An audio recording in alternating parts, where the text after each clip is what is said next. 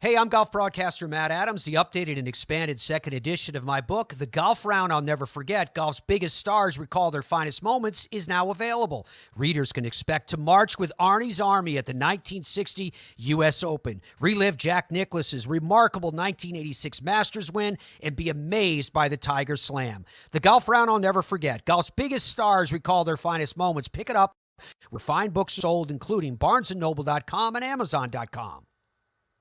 Hey, and welcome to This Day in Sports History. It's December 27th, and on this day in 1998, Emmit Smith became the all-time rushing touchdowns leader in the NFL.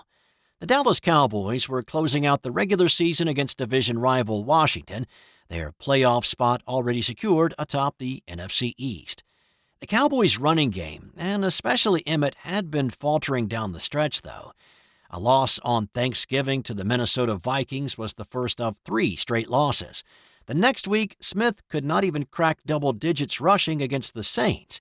He gained just 42 against the Chiefs the following week and finally broke through with a 25-carry, 125-yard performance in a win against the Philadelphia Eagles. But Emmit had not scored a rushing touchdown in more than a month when they faced off against Washington on this day. Trailing 7-3 in the second quarter, Emmit took a handoff at the 1 and crossed easily into the end zone for touchdown number 124 of his career, moving him past Marcus Allen on the NFL's all-time rushing TDs list. He wasn't done for the day, and certainly not for his career. He scored later in the game for number 125 as the Cowboys beat Washington 23-7.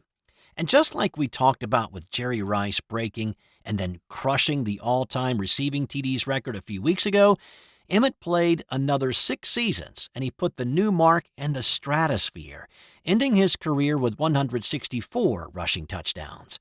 LaDainian Tomlinson is now second on the list with 145, and the closest active player is Derrick Henry, who is still well shy of 100. Of course, 4 seasons later, Emmit would eclipse Walter Payton and become the all-time leading rusher in the NFL. But on this day in 1998, Emmitt Smith became the rushing touchdown king.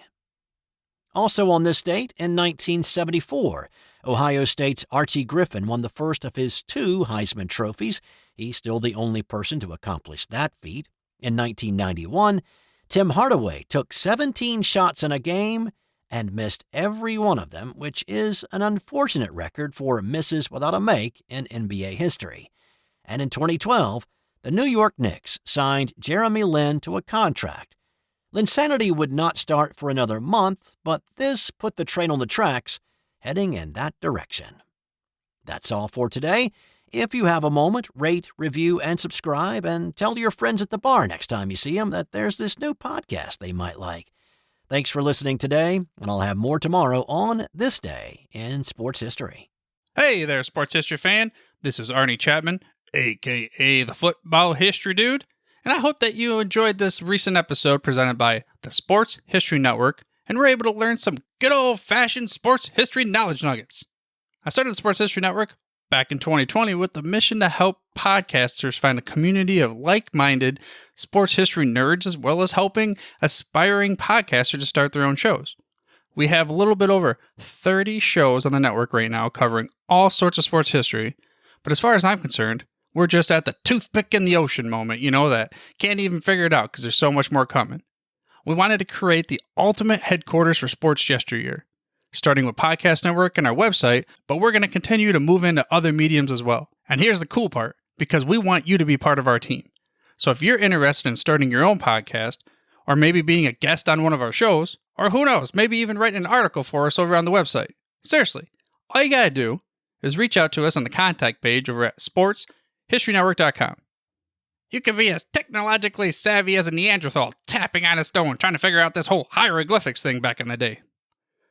Again, it doesn't matter, because even if you don't understand the whole podcast space, we have a production team that can pretty much help you out with doing everything. All you gotta do, head over to sportshistorynetwork.com, head to the contact page, fill it out. That message goes right to me, and I'll reach out to you as soon as I can.